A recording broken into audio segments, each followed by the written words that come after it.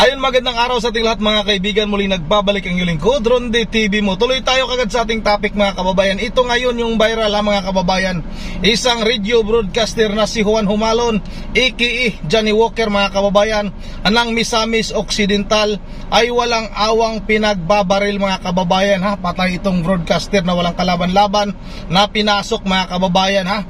Mismong sa loob ng kanyang pagmamay-aring compound, may radio booth ito sa kanyang pagmamay-aring compound mga kababayan, at pinasok na ito ng ilang kalalakihan mga kababayan. Sa mga nakalap nating balita, 3 lalaki ang pumasok, yung 2 pala pumasok sa gate mga kababayan, kitang-kita sa CCTV, tapos yung isa siguro nasa labas, lookout mga kababayan.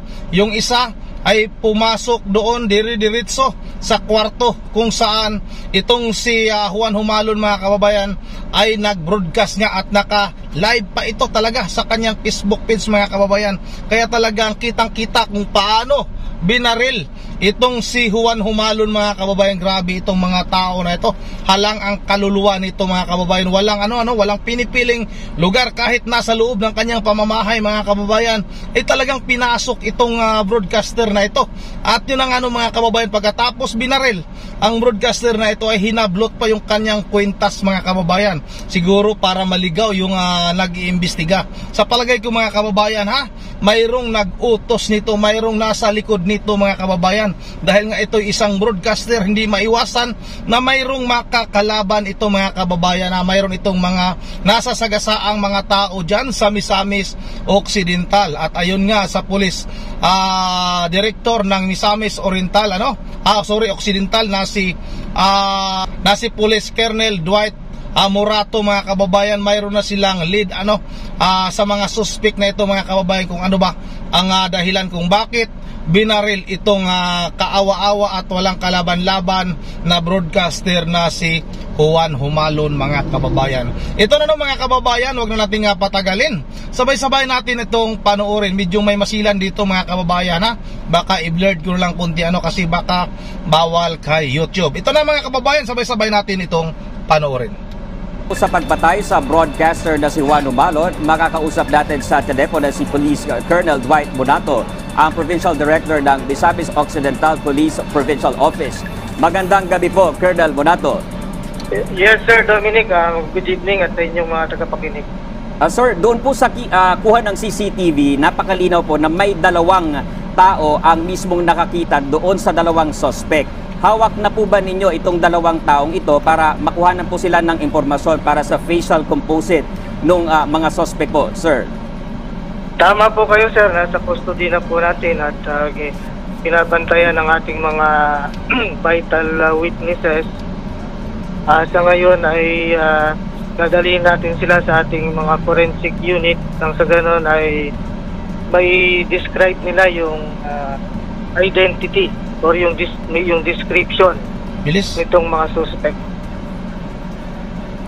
Sir, katatapos lang po ng barangay at SK elections, may tinitingnan po ba tayong anggulo na may kinalaman ba itong pamamaril sa kanya sa politika, o itong katatapos lang po na halalan, sir? Ang tinitingnan natin ng motibo is we cannot discount the possibility, Dominic, na ito ay related sa kanyang trabaho bilang broadcaster. Pero meron din tayong isang tinitignan pa, yung personal na motive. Kasi bago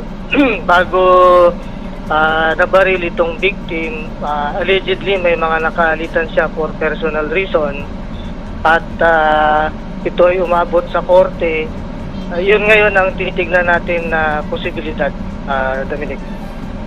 Sir, may mga tinitingnan na po ba tayo ngayong lead o suspect o person of interest dito po sa pamamaril kay Humalon? Sa ngayon ay nakatuon yung investigasyon natin doon sa pag-identify ng mga suspects na nakita doon sa CCTV, So ito ay makakatulong sa atin later on sa pag-identify ng motive talaga.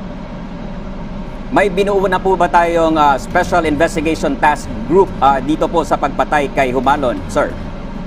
Yes, Dominic. In fact, kagad bumuo ang PNP ng Special Investigation Task Group.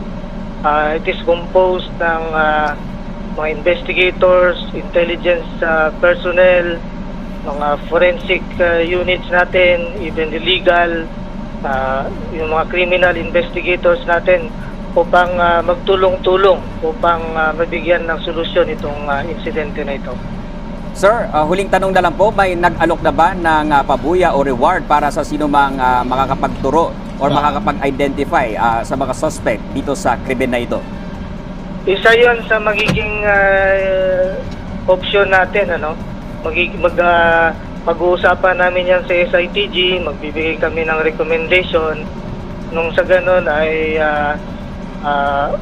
ma-consider yung pagbibigay ng reward para makatulong pa sa paghikayat ng mga taong may alam dito sa pagpatay kay Juan Humalon na Dominic.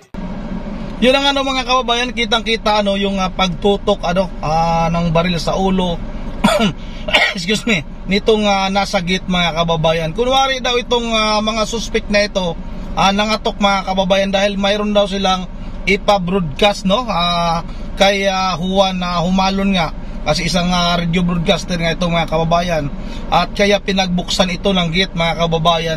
Pero nang pagpasok nga tinutukan kaagad ng baril sa ulo yung bantay. Wala namang nagawa yung bantay mga kababayan, takot kasi nga nakatutok yung baril sa ulo mga kababayan. Kulang na lang nakalabitin mga kababayan. Ay talagang sabog ang bungo ng bantay mga kababayan. At ang talagang pakay nila ay itong broadcaster lang talaga na si Juan Humalon mga kababayan, kasi dire-diretso sila doon sa booth mga kababayan kung saan nag-broadcast nga itong radio broadcaster mga kababayan.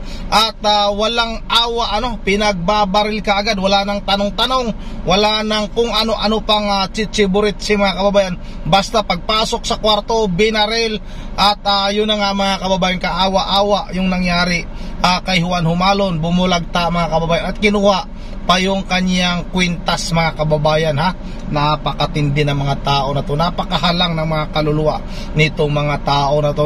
Nagsilabasan na naman itong mga ganitong klaseng tao mga kababayan.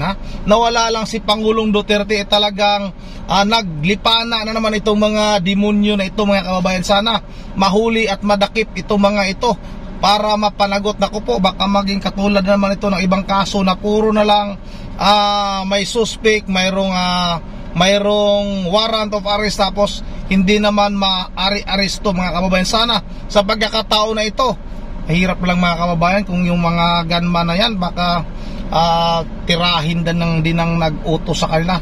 Kasi sigurado tayo mga kababayan na hindi itong mga tao na ito ang may atraso kay Juan Humalon mga kababayan, para talagang may nag-utos nito para nga patayin itong broadcaster na ito mga kababayan. Napakatindi nito, kailangan ng malalim na investigasyon para nga matukoy talaga kung sino ba yung mastermind sa pagpatay kay Juan Humalon mga kababayan.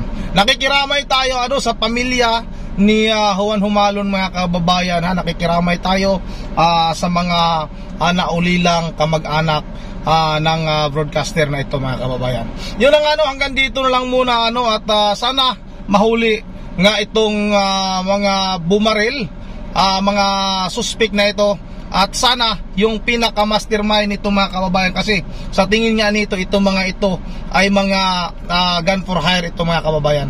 Hanggang dito na lang muna at once again, this is Ronde TV mo. Hindi tayo makapag-shoutout, nasa labas tayo ngayon Once again, this is Ronde TV mo. Ingat tayong lahat. God bless bawat isa sa atin.